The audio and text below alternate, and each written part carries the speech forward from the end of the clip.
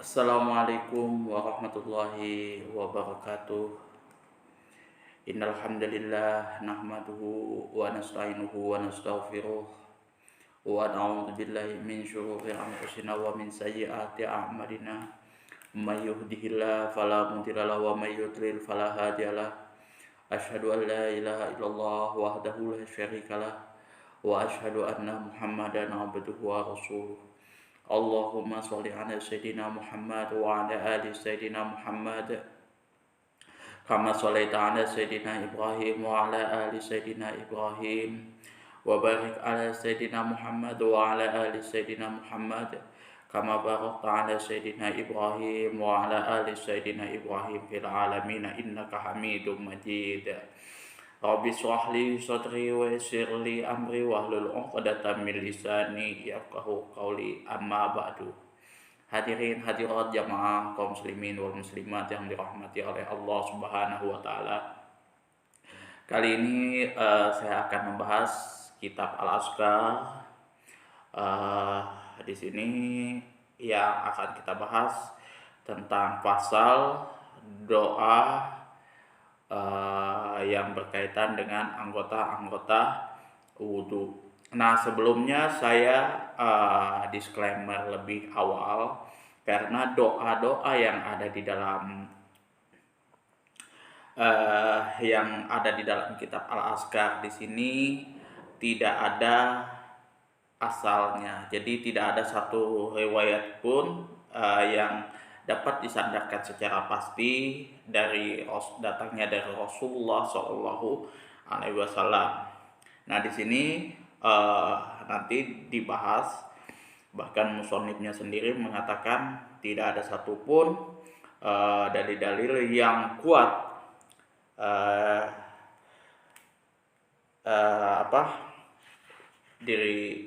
dapat disandarkan secara pasti melalui Rasulullah, datangnya dari Rasulullah Shallallahu Alaihi Wasallam.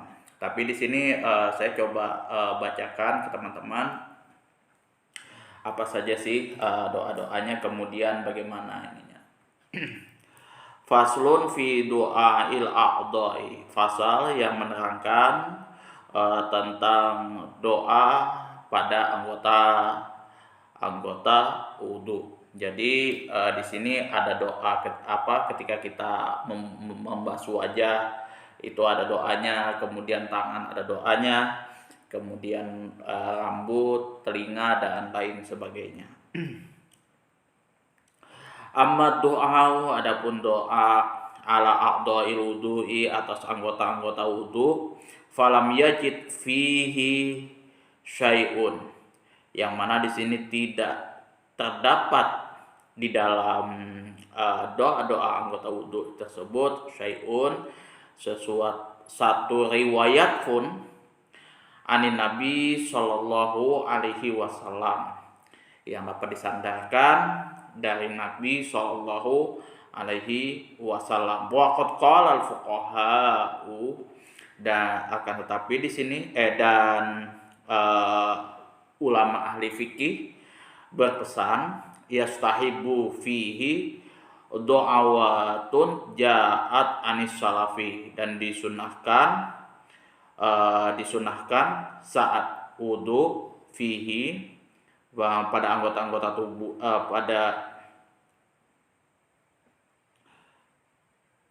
fihi fi wudu, pada saat berwudu, da'awatun membaca doa-doa ja'at yang dibawakan, yang datangnya anis salafi, dari kalangan ulama-ulama salaf, jadi sahabat tabi'in, seperti itu. Wazadu, dan ulama-ulama salaf itu menambah, wanaqosu, dan mengurangi, fiha, di dalam doa-doa tersebut, doa-doa yang terdapat pada anggota wudu. Fal mutahassalu mimma qal, yang kemungkinan dari doa-doa yang mereka baca adalah sebagai berikut. Ini hanya kemungkinan, tapi kemungkinan tetap kemungkinan. Kalau misalkan kita sandarkan kepada Rasulullah secara pasti, itu tidak boleh. Jadi kita doanya bebas saja di sini. Bahkan mungkin kalau ada yang mengatakan ini bid'ah, saya tidak bisa mengelak kayak gitu ya, karena jujur aja dasar eh, dasar hukumnya untuk doa-doa yang dibaca khusus untuk anggota-anggota tertentu itu tidak ada dasarnya, tidak ada hadis yang dapat kita sandarkan dari Rasulullah Shallallahu Alaihi Wasallam. Jadi seperti itu. Kalau misalkan kita baca di dalam kitab itu sudah jelas. Kalau misalkan ini sholat semua ada doanya, ada sandaran ayatnya, ada sandaran dari Al-Quran maupun hadis seperti itu. Kalau misalkan ruku, sujud dan lain sebagainya, baik itu kemudian puasa, apalagi zakat, haji dan lain sebagainya, semua ada sandarannya. Cuman kalau yang bab wudhu yang doa-doa khusus untuk wajah, tangan dan lain sebagainya, itu tidak ada yang kuat seperti itu. Dan di sini kemungkinan ini dibacakan oleh beberapa kalangan salaf yang sebagaimana akan kita bahas berikut ya. Annahu yaqulu ba'da tasmiyah, yang mana ini dibaca setelah membaca basmalah. Jadi kalau kita sudah membaca bismillahirrahmanirrahim, maka yang kita baca adalah alhamdulillahilladzi ja'alal ma'a tahuran. Segala puji bagi Allah yang menjadikan air ini suci lagi mensucikan. Ini dibaca ketika kita sudah membaca bismillahirrahmanirrahim.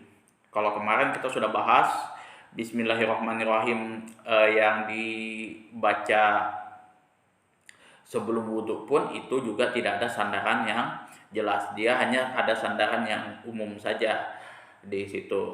Bang siapa yang mengerjakan sesuatu amal yang bernilai kebaikan, yang mana tidak dibarengi dengan bismillahirrahmanirrahim, maka terputuslah pahalanya seperti itu. Fahuwa aqta. Dalilnya itu saja. Itu. Jadi kita secara umum, jadi semua amalan-amalan kita yang bernilai ibadah, yang bernilai kebaikan di situ, maka sepantasnya disunahkan untuk kita barengi dengan bismillahirrahmanirrahim. Nah, habis itu baru kita membaca alhamdulillahilladzi ja'alal ma'a tahuran. Wa yaqulu indal matmadati, dan dibaca ketika berkumur-kumur, Allahumma askini min haudi nabika sallallahu alaihi wasallam ka'san la azma'u ba'dahu abada.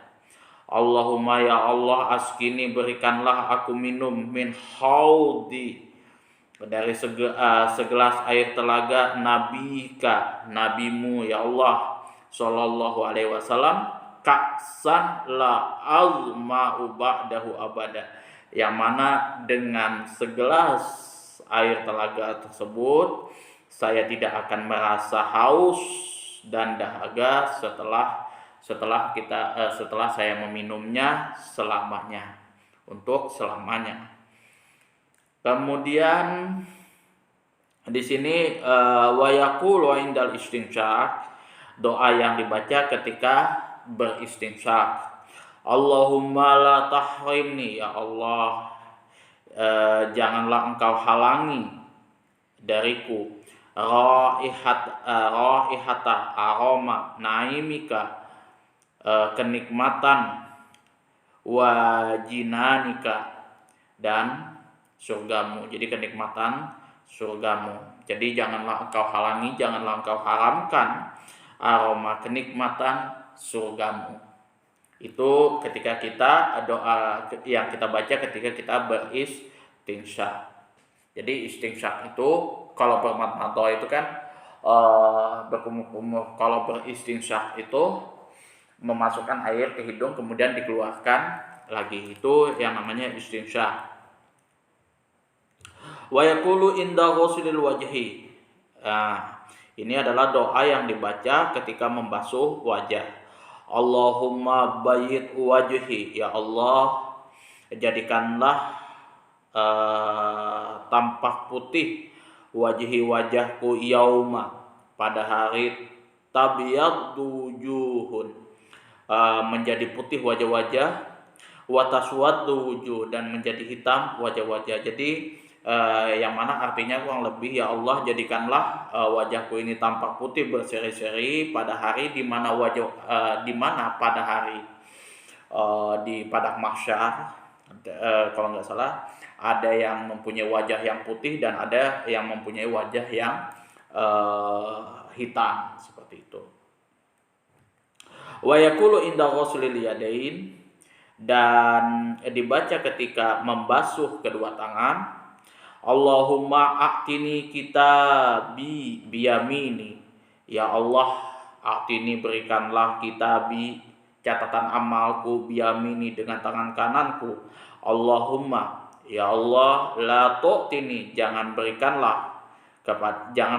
kepadaku kitabi catatan amalku bishimali dengan melalui tangan kiriku. Jadi Allahumma atini kitabi biyamini, Allahumma la tu'tini kitabi bishimali. Itu kalau kita membasuh kedua tangan. Wa yaqulu inda mahsi ra'si. Kemudian di sini doa yang dibaca ketika mengusap rambut. Allahumma harim sya'ri, ya Allah haramkanlah rambutku, wa basyari, dan kulitku, alan nari, atas jilatan api neraka. Wa azillani, dan berilah naungan kepadaku, tahta arsyika, di bawah arsmu, yaumala zillah, di mana pada hari tidak ada tempat berteduh illa zilluka, kecuali di bawah naunganmu. Nah, itu doa kita mengusap rambut. Jadi saya ulangi lagi, Allahumma harim sya'ri wa basyari alan nari wa azillani tahta arsyika yaumala zilla illa zilluka.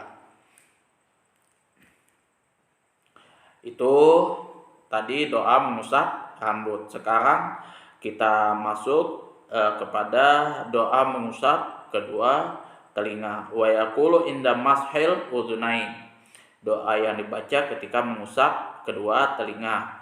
Allahumma ja'alni minal ladzi yastami'una, ya Allah ij'alni jadikanlah aku minal ladzina, termasuk orang-orang yastami'una yang mendengar al-qaula perkataan, fayattabi'una ahsanahu, lalu mengikuti sesuatu yang paling baik, yang terbaik. Jadi doanya adalah Allahumma ja'alni minal ladzina yastami'una al-qaula fayattabi'una ahsanahu. Itu. Jadi jadikanlah saya termasuk orang-orang yang mendengar perkataan dan mengikuti sesuatu yang paling baik. Kadang ya kita jujur aja agak kesulitan sih kita mengikuti sesuatu yang paling baik, ya kan? Contoh yang jelas-jelas aja, misal kayak saya bermaksiat gitu kan, yang sudah nyata-nyata ijma dalam ulama itu maksiat, masih aja kadang godaan-godaan syaitan itu dalam banyak warnanya dia juga selalu datang. Jadi makanya saya kadang juga ngaji talbisul iblis, itu bagaimana setan itu menggoyang hati manusia. Itu dalam hal apapun kita banyak dijerumuskan. Itu contoh lagi bab bid'ah. Nanti kalau teman-teman belajar mengaji kitab A'id Isom, nah kecenderungan kita untuk tersesat kepada kebid'ahan itu pun juga dibahas di situ. Bahkan dulu saya pengen belajar masalah bid'ah dan lain sebagainya, membahas masalah bid'ah itu ya jujur aja ya banyak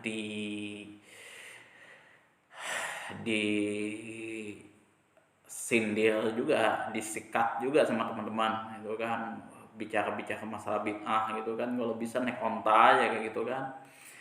Naik onta aja, nggak usah naik motor atau naik mobil kayak gitu kan.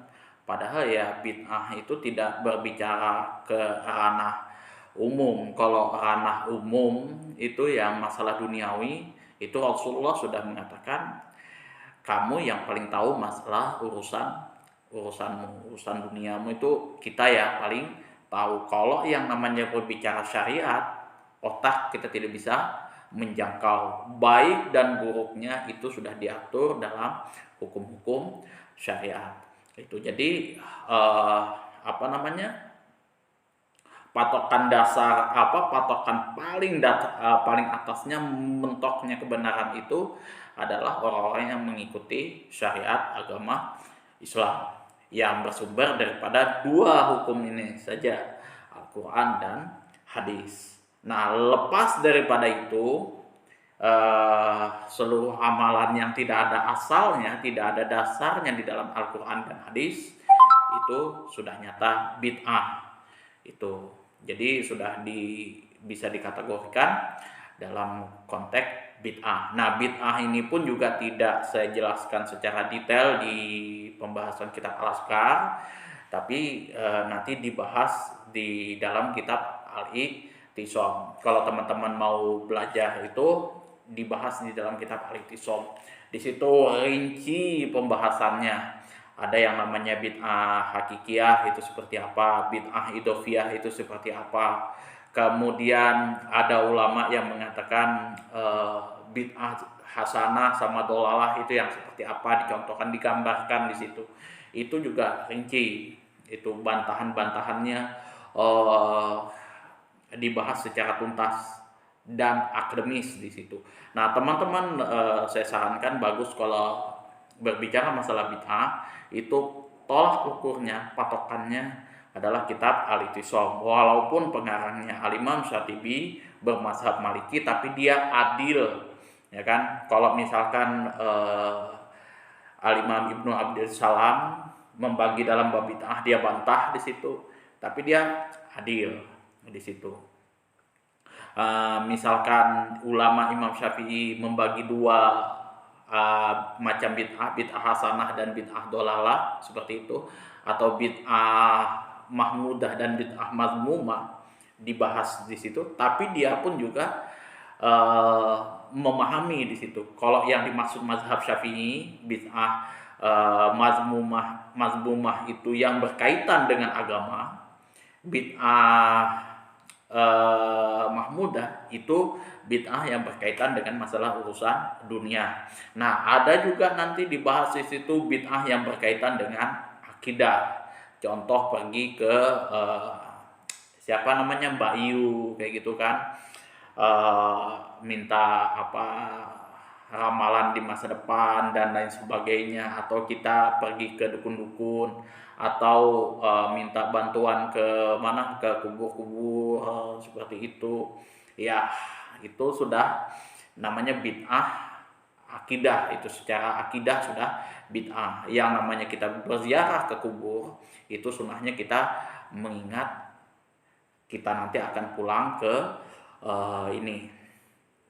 ke padang ke kubur itu. Jadi sebesar apapun rumah yang kita punya, nanti ujung-ujungnya pasti ya sepetak kali sepetak lah, seperti itu. Yang cukup muatnya segitu. Itu, ya kan? Meskipun kita jujur saja ya, kita sudah pesan yang yang enak kayak gitu, double bed yang agak lebar kayak gitu kan, kuburannya tetap aja sesuai dengan amal ibadahnya. Saya pernah nonton di acaranya siapa coki muslim, di situ ada kuburan-kuburan elit di situ kan. Ada yang kuburan untuk 2 orang, kayak gitu. Ada yang kuburan untuk family, ada kuburan macam-macam kayak di hotel. Mungkin ada gratis wifi sama apanya di dalam kuburan, AC apa segala macam itu, bedroomnya juga kayak gitu kan. Aduh, ada aja. Padahal jujur aja, ini sih masuk dark joke sih sebenarnya. Cuma ya kita semua tahu lah, meskipun Coki Pardede juga tahu di situ kan. Sorry, ternyata Muslim juga tahu yang namanya manusia itu tergantung pada amal ibadahnya. Itu kan kita bisa lapang walaupun kita dari orang muslim, dari orang miskin kayak gitu kan, fakir miskin, tapi kita banyak beribadah kepada orang, kita banyak beribadah kepada Allah Subhanahu wa taala, kita banyak berbuat baik kepada orang kayak gitu, maka apa kuburan kita pasti lapang. Bahkan apabila kita ditanya masalah ini kah, siapa Tuhanmu apa segala macam, pertanyaan-pertanyaan itu akan dijawab oleh amal ibadah kita. Nah makanya juga teman-teman youtuber, influencer, public figure dan lain sebagainya itu punya kekuatan yang besar sebenarnya untuk meningkatkan amal ibadahnya, pahalanya. Dari mana dia dapatkan? Dari konten-konten yang bernilai positif. Contoh Baim Wong misal seperti itu kan, dia fokus saja dengan membantu orang, bersedekah, kemudian dan lain sebagainya, dia bantu orang itu. Nah diikuti orang lain kayak saya, kayak misalkan yang lain-lain kayak gitu. Nah pahalanya itu ya akan mengalir seperti halnya orang-orang yang mengikutinya tadi. Jadi dia dapat pahala dari dia memberi sedekah kepada orang fakir miskin dan lain sebagainya, diikuti oleh orang lain, pahala orang itu ngalir juga ke yang mendahului tadi, seperti itu. Barang siapa yang melakukan atau menghidupkan sunnahku yang mana sudah ditetapkan oleh Rasulullah SAW, maka pahalanya sama seperti hal orang yang mengikuti perbuatannya tersebut. Nah makanya kalau misalkan orang sudah ikhlas lillahi ta'ala, ya kan, berbagi dan lain sebagainya kayak gitu kan, diikuti oleh orang lain, dicontoh oleh orang lain, maka pahalanya akan terus mengalir. Begitu juga kalau misalkan orang influencer, public figure ataupun orang seperti saya kayak gitu yang melakukan suatu kemaksiatan secara terang-terangan, pastilah sudah secara terang-terangan kan, diikuti orang lain, maka seperti itu juga dosa yang saya lakukan dan orang lain yang mengikuti, dan itu tidak dikurangi. Pahala kita kalau kita melakukan kebaikan diikuti oleh orang lain, kita juga mendapat pahala dari orang lain yang mengikuti tanpa dikurangi sedikit pun. Begitu juga dosa itu. Jadi ya kalau misal teman-teman yang membuat konten kayak gitu kan, membuat konten YouTube, terus apalagi konten kreator, youtuber atau influencer kayak gitu kan, baik itu dari rakyat jelata sampai public figure, pejabat dan lain sebagainya, mengkampanyekan sesuatu yang baik, itu nanti akan dihitung bernilai ibadah, itu pahala di sisi Allah Subhanahu wa taala. Nah, upayakan di awal-awal kita harus niat ikhlas lillahi ta'ala. Jangan sampai kita meninggalkan segala sesuatu itu yang buruk itu karena manusia, dan mengerjakan segala sesuatu yang baik juga karena manusia. Kalau kita meninggalkan karena manusia itu hukumnya adalah riya. Kalau kita mengerjakan segala sesuatu karena manusia adalah syirik.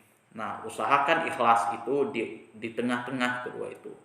Baik itu kita lakukan secara sembunyi-sembunyi atau terang-terangan kita kampanyekan ke orang, itu yang pertama kali ikhlas karena Allah Ta'ala, karena mengharap ridho Allah Subhanahu wa Ta'ala. Apalagi kalau sekarang ya kayak misalkan ada bantuan untuk Palestina dan lain sebagainya, umat-umat muslim yang lain yang di negara lain yang kesusahan, dibantu, disumbang seperti itu Allah akan berikan kepada teman-teman semua limpahan ganjaran di situ. Masalul ladzina yunfikuna amwalahum fi sabilillahi kamasalih ambatin sab'a sanabila fi kulli sumbulatin mi'atu habbah wallahu yudha'ifu liman yasha wallahu wasi'un alim. Nah, perumpamaan orang yang menafkahkan, yang menginfakkan hartanya di jalan Allah itu ya seperti halnya satu butir padi, yang mana satu butir padi itu bisa menghasilkan banyak padi di situ kan. Nah, di situ dan Allah lipat gandakan lagi karena rezekinya karunia yang Allah berikan itu sangat banyak sekali. Jangan sampai ada teman-teman yang tidak bisa menyumbang kemudian nyinyir, itu nggak baik, itu nggak baik. Contoh yang terjadi kayak misalkan Ustadz Adi Hidayat yang terjadi. Oke lah, saya jujur saja berbeda politik dengan Ustadz Adi Hidayat, tetapi kalau untuk disiplin ilmu saya tidak berani melakukan hal seperti itu, seperti yang dilakukan oleh Eko Kun tadi. Bukan karena Ustadz Adi Hidayat itu orang terpandang, tokoh agama dan lain sebagainya, enggak. Cuman ya tuduhan seperti itu sangat bahaya. Itu bukan dari kalangan kita Ahlus Sunnah wal Jamaah. Kalau memang mau ditanyakan silahkan ditanyakan, jangan sampai ada kata-kata abu-abu di situ, menilapkah atau apa yang mana itu tidak sesuai dengan konteksnya. Seperti juga itu dengan orang lain semuanya. Kita harus berlaku adil. Kalau kita mau tanyakan, Ustadz sudah sampai di mana kayak gitu kan, saya mau nyumbang lagi, silahkan kayak gitu kan. Tapi jangan sampai menuduh. Nah, itu yang saya selalu sampaikan. Nah, kalau misalkan teman-teman mau menegur siapapun itu kan, tegurlah sesuai dengan kesalahannya. Misal seperti siapa kayak gitu kan, Dina Candy kah, siapakah yang YouTuber atau orang kayak gitu, ya tegurlah sesuai dengan kesalahannya. Ini salah, yang ini maksiat, ini nggak boleh, ini haram, ini bid'ah dan lain sebagainya. Jangan kemudian dijatuhkan harkat dan martabatnya, diolok-olok di depan orang ramai. Yang namanya manusia pasti melakukan kesalahan, kesilapan dan lain sebagainya. Tidak ada manusia sempurna. Bahkan kalau di dalam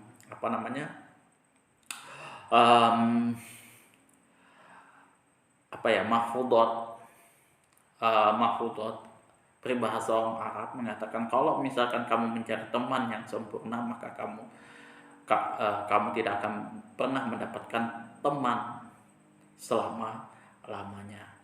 Itu yang mesti kita pahami. Dan juga di situ dikatakan, saya juga pernah baca mahfudotnya juga waktu saya waktu mondok, itu umum kok di dalam dipelajari di pondok pesantren, pondok modern Gentor itu. Mahfudotnya seperti ini. Bencilah temanmu seperlunya saja. Siapa tahu dia akan menjadi temanmu nantinya. Siapa tahu dia besok akan menjadi temanmu. Sayangilah temanmu sekedarnya saja. Siapa tahu besok dia akan menjadi musuhmu. Ya seperti itu juga lah politik. Seperti itu. Kalau misalkan kita masalah politik, ya oke, kita masalah politik, berbeda masalah politik kayak gitu. Jangan sampai teman-teman mengkafirkan yang A, mengislamkan yang B, jangan kayak gitu. Kemudian mengecam yang A, memuji yang B, itu jangan. Semua itu porsi dudukan pada porsinya. Begitu juga pemimpin kita kan, kadang dia ada salahnya, kadang dia ada khilafnya, kadang juga dia ada benarnya. Jangan sampai kita puji-puji dia terlebih-lebihan, jangan juga kita hancurkan harkat dan martabatnya berlebihan. Itu juga tidak boleh. Yang namanya kita, yang namanya Ahlus Sunnah wal Jamaah, itu harus menempatkan sesuatu sesuai pada porsinya. Itu. Oke. Lanjut, ini pembahasannya juga sudah mulai ngadok-ngidul ya. Lanjut, selanjutnya itu wa yaqulu inda ghusli rijlain, sesuatu doa yang dibaca ketika membasuh kedua kaki. Allahumma sabit qadamayya, ya Allah tetapkanlah kedua kakiku, ala sirati, di atas jembatan. Jadi di atas jembatan ini artinya ya siratul mustaqim. Di situ tetapkan kakiku supaya jangan sampai kepleset kayak gitu kan. Kalau kepleset itu bahaya, itu sudah wallahu a'lam. Nah, yang namanya hal-hal seperti ini kita sudah tidak bisa logikakan. Kita hanya memohon rahmat dan kasih sayang Allah, belas kasihan Allah. Kita tidak bisa mengharap semata-mata hanya amal ibadah kita kayak gitu kan. Amal ibadah kita tuh ya sebatas kita hanya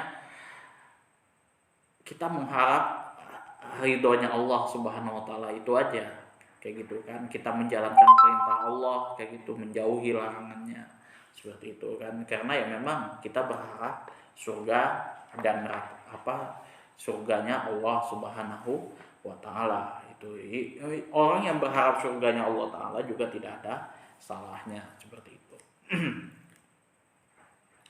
Wallahu a'lam. Hanya Allah lah yang maha mengetahui. Kemudian 82 di sini dijelaskan di hadis ini, hadis yang diriwayatkan melalui Imam Nasa'i. Waqad rawan Nasa'iyu wa sahibuhu ibn Sunni fi kitabaihi ma. Imam An-Nasa'i dan sahabatnya Ibnu Sunni di sini telah meriwayatkan fi kitabaihi ma, di dalam kedua kitabnya, amali yaumi wa lailati, amalan siang dan malam hari, bi isnadin sahihin, dengan yang sanad yang sahih, an Abi Musa al-Asy'ari, dari Abu Musa al-Asy'ari radhiyallahu anhu, semoga Allah meridhoinya, qala, telah berkata, ataitu Rasulullah sallallahu alaihi wasallam, saya telah memberikan kepada Rasulullah sallallahu alaihi wasallam biwaduin, yaitu air wudu. Kalau wudu itu pekerjaan kita yang melakukan wudu di situ. Tapi kalau wadu di sini alat yang kita gunakan untuk berwudu, yaitu air. Atau di sini kalau dalam bahasa Indonesianya itu biwaduin, di sini artinya air wudu di sini. Fatawaddoa, lantas Rasulullah SAW di sini berwudu. Fasami tuhu yad'u yaqulu, maka ketika itu saya samar-samar ketika itu saya mendengar yad'u Rasulullah SAW berdoa, beliau berdoa, yad'u di sini Rasulullah berdoa, yaqulu, Allahumma firli, ya Allah ampunilah, Allahumma firli dzambi, ya Allah ampunilah dosa-dosaku, wa wasi'li fi dari, dan luaskanlah tempat tinggalku. Nah, itu baik tempat tinggal kita di dunia ataupun di kubur nanti. Wa barik li fi rizki, dan berkahilah rezekiku. Faqultu, maka saya bertanya di sini, ya Nabi Allah, wahai Nabi Allah, sami'tuka tad'u bi kadza wa kadza, saya mendengar sami'tuka, saya mendengar engkau tad'u berdoa bi kadza wa kadza, demikian dan demikian. Qala, Maka beliau menjawab, hal tarokna min syai'in, apakah masih adakah yang tertinggal dari sesuatu doa yang aku baca tadi. Nah, jadi Rasulullah SAW itu mengajarkan kepada kita umatnya di situ, kalau misalkan kita berwudu di situ, Allahumma firli dzambi wa wasi'li fidari wa barikli fi rizqi. Nah, ini penting ya untuk teman-teman ya kan. Allahumma firli dzambi, ya Allah ampunilah dosa-dosaku. Ini selalu doa yang dibaca oleh Rasulullah SAW. Padahal beliau itu maksum. Jadi dosanya yang terdahulu yang akan datang itu sudah dijamin oleh Allah, diampuni oleh Allah Subhanahu wa taala. Karena apa? Ya seperti inilah beliau terus memohon ampun. Wa wasili fidari, otomatis kalau yang namanya Rasulullah itu nggak mungkin dong kayak sinetron azab, ya kan, sinetron azab kayak gitu kan, kuburannya dijadikan sempit ya gitu kan, terus makamnya Rasulullah nggak mungkin itu terjadi. Itu sudah otomatis yang namanya dosanya Rasulullah, tempat kuburannya Rasulullah itu diluaskan dan Allah memberikan berkah kepada Rasulullah SAW. Tapi di sini yang dilakukan oleh Rasulullah adalah mengajarkan kepada kita untuk membaca doa ini pada saat kita wudhu seperti itu. Jadi kita mempunyai tempat tinggal nanti di kubur terutama itu betul-betul lapang, luas seperti itu kan. Nah, itu jangan sampai kita punya rumah besar, ujung-ujung sepetak kali sepetak sempit kayak gitu kan, ya kan. Ada ularnya apa segala macam kan, seperti di sinetron azab. Itu kayaknya bermanfaat juga deh kayaknya kan, sinetron azab kayak gitu kan. Karena ya jujur aja ya pada intinya seperti itu. Kalau nggak dikasih sinetron azab kadang juga agak-agak kurang juga ya kan, kurang greget juga kayaknya orang untuk beribadah. Kemudian juga yang kita minta itu bukan tambahan rizki di sini, tapi berkahilah rizkiku ini, wabarakli fi rizki, dan berkahilah untukku rizki. Nah, yang namanya keberkahan rizki itu sedikit atau banyak yang diberikan oleh Allah Subhanahu wa taala itu adalah kenyamanan dan ketenangan kita pada saat kita mempunyai harta tersebut. Kita punya rumah tingkat 3, tapi yang kita bisa nikmati cuma lantai 1 aja. 2 ketiganya tidak kita nikmati, artinya ya percuma saja seperti itu. Yang kedua ketiganya mubazir. Nah seperti itu. Kita punya rumah mewah besar kayak gitu kan, tapi yang kita nikmati cuman rumah depan saja. Selebihnya ya hanya tambah beban kita aja lagi kan, seperti itu. Itu semua keberkahan rezeki yang Allah berikan. Bahkan yang namanya korun itu adalah orang yang paling kaya yang pernah hidup di muka bumi. Tidak akan ada orang yang pernah bisa seperti itu lagi. Itu pun juga hidupnya juga tidak leluasa di situ ya. Bahkan ya dia saking gilanya itu ya, pokoknya dunia dan dunia ya kan, seperti itu. Kalau yang namanya Deddy Corbuzier, apalagi Sultan Andara, habis itu Sultan itu nggak ada apa-apanya. Crazy Rich itu nggak ada apa-apanya masih dengan Korun. Itu kalau yang namanya Korun itu Siska Kol itu menangis kalau lihat itu gitu kan. Siska Kol itu menangis gitu kan. Wong jujur aja, kunci rumahnya itu aja, kunci gudangnya itu aja itu harus 10 orang yang badannya kayak dulu itu, 10 orang kayak algojo yang kuat-kuat itu, kuat-kuat ya kan, itu untuk membawa satu kunci ya, membuka gudang emasnya itu. Jadi kalau kalau dulu mungkin dia katakan kalau mau curi curi aja kayak gitu, nggak ada masalah. Karena jujur aja untuk membuka gudang emasnya itu ya butuh 10 orang yang betul-betul kuat di masa itu, di zaman dia untuk mengangkat kuncinya. Itu apalagi ya kalau kayak sekarang itu ya nggak ada apa-apanya lah kayak gitu kan. Mungkin kalau apa ya, kalau kon hidup zaman sekarang ngelihat youtuber pamer-pamer kemewahan apa segala macam, mungkin dia ketawa-ketawa aja kayak menangis kayaknya, nggak tahu itu kan. Nah itu salah satu apa ya, ya nggak tahu lah memang, tapi itu ya kebiasaan apa, tabiat-tabiat manusia ya kan, untuk apa ya, memang ya cinta harta, kemewahan dan lain sebagainya. Tapi itu kalau yang saya sebutkan itu cuma sebatas konten lah ya, sebatas menghibur kita lah. Ya saya pun paham ya kan, kalau yang mereka tampilkan itu pun juga tidak sepenuhnya benar, dan itu pun hanya konten hiburan saja, tidak menyinggung pihak manapun itu kan. Ya seperti itulah.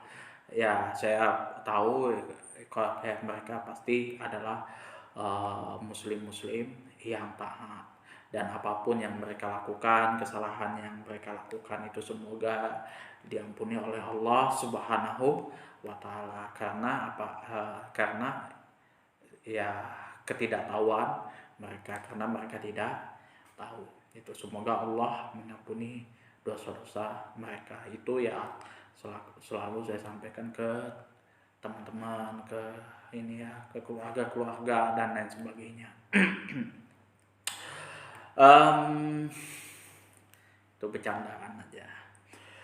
Kita lanjut lagi, tarjama Ibnu Sini lihadzal hadis.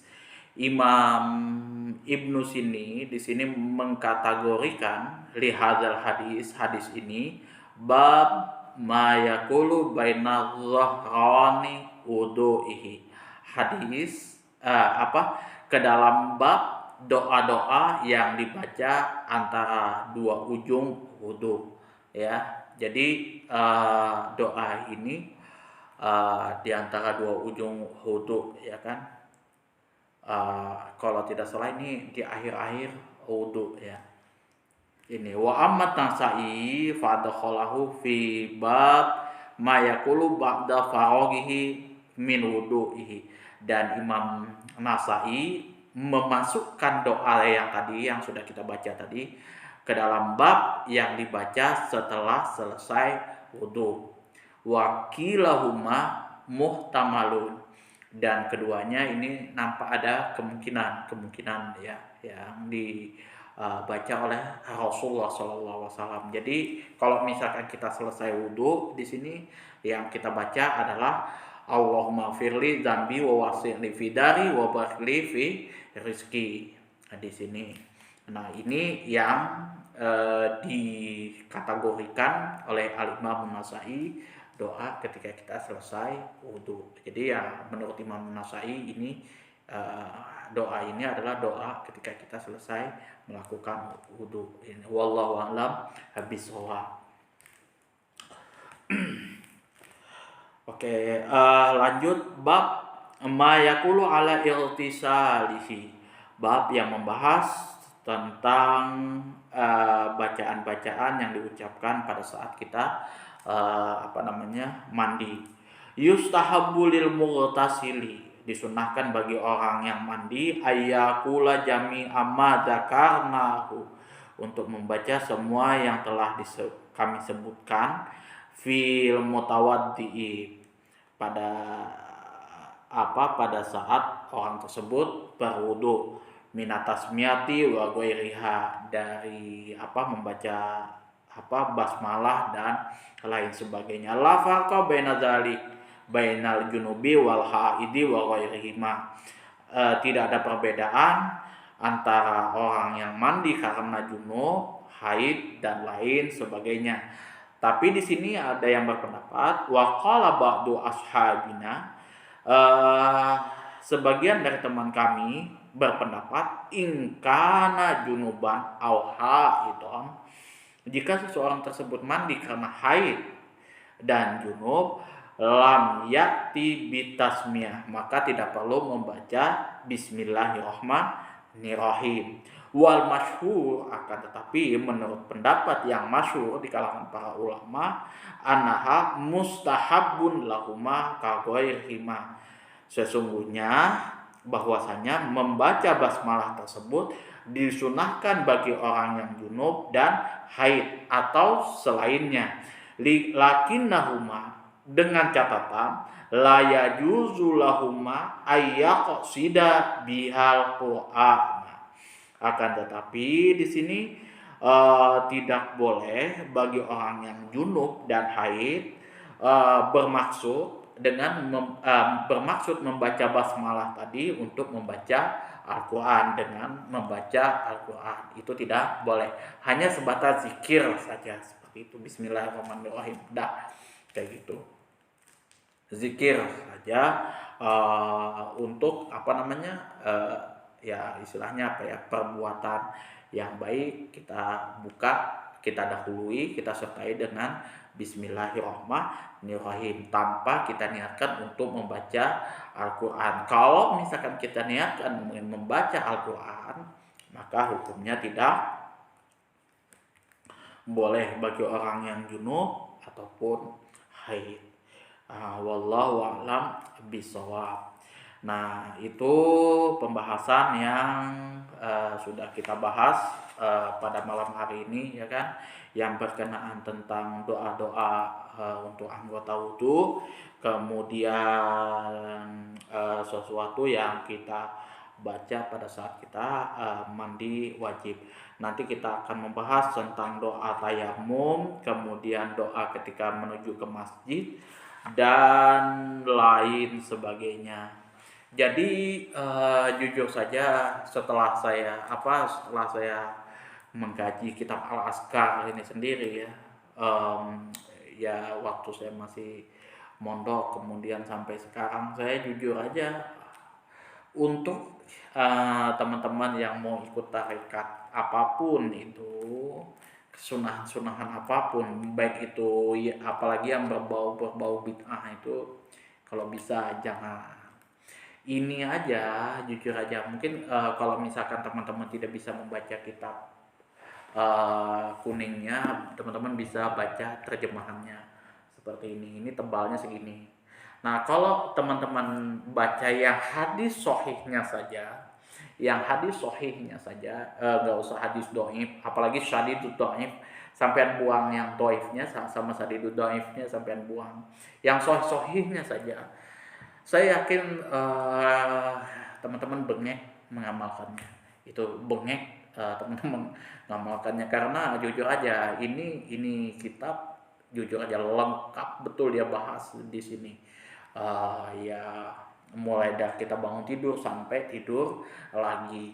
Kemudian kunut itu juga ada dia bahas. Kemudian zikir-zikir di saat sholat, setelah sholat dan lain sebagainya ada dibahas tuntas di sini. Jadi kalau misalkan teman-teman mau mengamalkan zikir-zikir yang ada di dalam kitab Al-Azkar karena Imam Nawawi ini, saya yakin teman-teman gak mikir lagi hal-hal yang berbau bid'ah ataupun yang gak ada, yang tarikat-tarikat apa segala macam, itu enggak. Semua pasti fokusnya ke sini. Nah, yang paling didahulukan itu pertama yang wajib, yang itu sudah ada ijma dan qiyas, kemudian sahih kemudian yang sunnah-sunnahnya rawatib, kemudian duha, tahajud dan lain sebagainya, baru hal-hal yang lain. Kayak contoh yang tidak ada di pertentangan itu sedekah, zakat, kemudian ada yang menunaikan puasa kayak gitu kan. baik itu puasa Senin Kamis atau puasa apalagi Senin Kamis atau puasa-puasa sunnah yang lain, haji. Ada teman-teman yang bersodakoh aja, pokoknya giveaway aja. Nggak ada masalah itu semua. Koridornya adalah mendekatkan diri kepada Allah, mencari ridho Allah itu semuanya gitu kan. Jadi ya mudah-mudahan apapun yang teman-teman lakukan itu bernilai ibadah di sisi Allah Subhanahu wa taala. Nah, jangan lupa kalau misalkan teman-teman memulai segala macam aktivitas itu usahakan bismillahirrahmanirrahim terlebih dahulu, dimulai daripada bismillahirrahmanirrahim terlebih dahulu itu. Nah, juga pesan saya yang juga selalu saya sampaikan ke teman-teman, kalau bisa buat konten yang edukatif, mendidik, seperti itu, apapun itu kontennya itu kan. Misalkan konten masak-masak, kemudian ada konten misalkan tanam-tanaman sayuran kah, mancing kah, dan lain sebagainya yang menghibur, silahkan kayak gitu kan. Kalau konten maksiat ya mohon maaf, itu teman-teman dosanya sampean tanggung sendiri. Saya sudah katakan seperti itu. Kita yang melakukan itu sudah berdosa, diikuti oleh orang lain, kita pun juga akan menikmati dosanya itu tanpa dikurangi sedikit pun. Itu sudah ada hadisnya di dalam kitab Al-I'tisam, itu dibahas itu.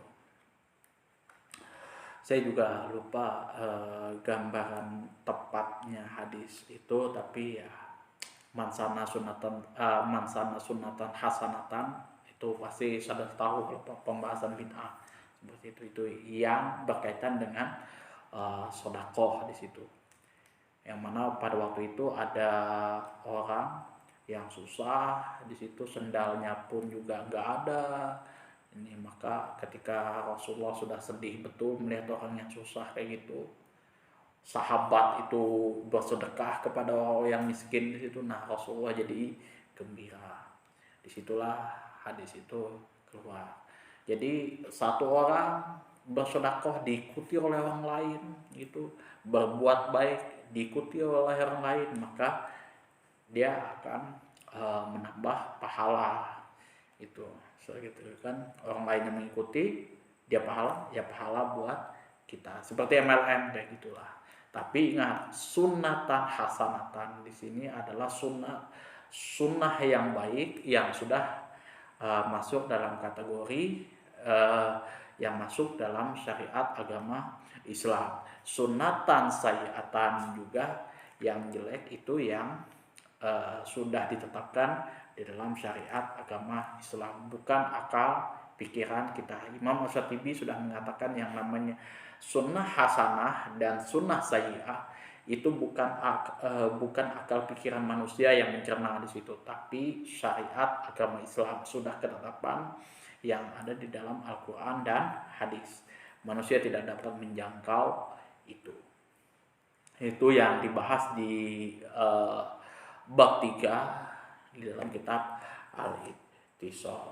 Dan jujur saja kitab ini sangat rekomendasi sekali untuk teman-teman belajar, kemudian pahami itu detail butir demi butirnya. Ini jujur bagus banget itu. Makanya saya juga nerangkannya ke teman-teman juga step by step, pelan kayak gitu. Dan ya jujur sangat bermanfaat sekali lagi. Jangan lupa teman-teman beli kitab Al-Azkar, kalau bisa yang terjemahannya seperti ini. Ini enak banget. Jadi kalau teman-teman nggak bisa baca yang versi Arabnya, paling tidak yang versi terjemahannya seperti ini. Dan hadis-hadisnya pun di sini sudah ditahqiq dan ditahrik oleh Hishamuddin Al-Sabti, dan di sini juga sudah ditahrij di sini dinilai itu hadisnya di kitab mana, di dalam Sahih mana, Sahih Bukhari dan Muslim, nomor hadisnya berapa, itu sudah ada. Jadi teman-teman tinggal kalau misalkan ragu kayak gitu, butuh ngecek di kitab asalnya, Sahih Bukhari misalkan bisa dicek di situ, Sahih Muslim nomor hadisnya bisa dicek di situ, dan itu sudah ditahrij oleh Hishamuddin As-Sabti, dan ini sangat bagus untuk teman-teman yang mengamalkan sunnah-sunnah Rasulullah. Kalau misalkan teman-teman fokus di sini, insya Allah yang namanya bid'ah itu sudah nggak bakalan kepikiran, tarikah sudah nggak bakalan kepikiran lagi. Itu pokoknya di sini sudah sampean kewalahan, ambil yang sohihnya saja. Saya yakin teman-teman pasti kewalahan, nggak sempat berpikiran doib apa segala macam, nggak sempat. Itu sohihnya saja, itu saya jamin, itu kitab Askar. Oke, itu saja yang dapat saya sampaikan. Kurang dan lebihnya saya mohon maaf apabila ada kata-kata saya yang menyinggung, ya kan. Yang tadi saya sudah contohkan itu hanya sebatas apabila ada kesamaan karakter, itu cuma hanya sebatas joke saja, ya kan. Hanya sebatas ya bercanda saja, dan itu pun juga bukan berarti orang yang saya contohkan itu ya orang yang jelek lah, meskipun ya itu hanya dan meskipun saya tegur pun juga hanya sebatas konten yang saya lihat, misalkan seperti Dina Candy ya maksiat ya seperti itu aja ya, maksiat neraka, dari situ ya neraka. Tapi untuk keseluruhan dia apakah dia ahli neraka nantinya apakah tidak, itu semua ya kita serahkan kepada Allah Subhanahu wa taala. Nah, dan di sini pun juga saya memohon maaf kalau misalkan apa yang saya ucapkan itu menjatuhkan harkat dan martabat teman-teman semuanya. Itu saya mohon maaf yang sebesar-besarnya. Kalau bisa teman-teman butuh berikan masukan, saya silahkan. Butuh kritikan, saya silahkan. Ustadz jangan sebut yang seperti ini, saya seperti ini, jangan yang seperti ini. Kalau misalkan itu masih rasional dan masuk akal, saya akan lakukan untuk kemaslahatan kita bersama. Tapi kalau misalkan Ustadz jangan terlalu banyak membahas masalah bid'ah Ustadz, itu mohon maaf saya kesampingkan dulu, ya kan. Itu antum Wahabi Ustadz, itu kan karena terlalu banyak membaca membahas masalah bid'ah, itu saya kesampingkan dulu. Itu karena kalau misalkan kita membicara masalah bid'ah itu sudah larinya saya ke disiplin ilmunya. Yang patokan saya itu al-i'tisam. Itu kalau ada yang tidak sepakat silahkan nanti kasih dalil-dalil seperti apa, itu kitab-kitabnya apa. Kemudian ya masukan itu juga saya butuhkan, kritikan dan lain sebagainya, diskusi juga secara ilmiah. Teman-teman punya kitab-kitab yang lebih kuat, dalilnya juga kuat, silahkan untuk memperkaya channel kita ini ya, diskusi-diskusi ilmiah yang selalu saya tekankan di sini tanpa menjudge satu sama lain. Kita nggak usah lah katakan oh si A salah, si B salah, nggak usah. Tapi kita keluarkan dulu hukumnya. Misalkan yang mau kita bahas apa, kayak gitu kan. Masalah ini masalah belian kan, masalah apa, kita keluarkan dulu hukumnya. Oh ini kalau misalkan di situ ada kesyirikan dan lain sebagainya, oh ini syirik, biarkan orang tahu seperti itu, jangan sampai ya kita takut kayak gitu. Masalah agama lain atau mungkin suku lain yang mengamalkan itu silahkan. Nah, itu di luar konteks kita. Tapi kalau kita yang Islam wajib tahu hukum-hukumnya seperti apa. Seperti itu. Wabillahi taufik wal hidayah. Assalamualaikum warahmatullahi wabarakatuh.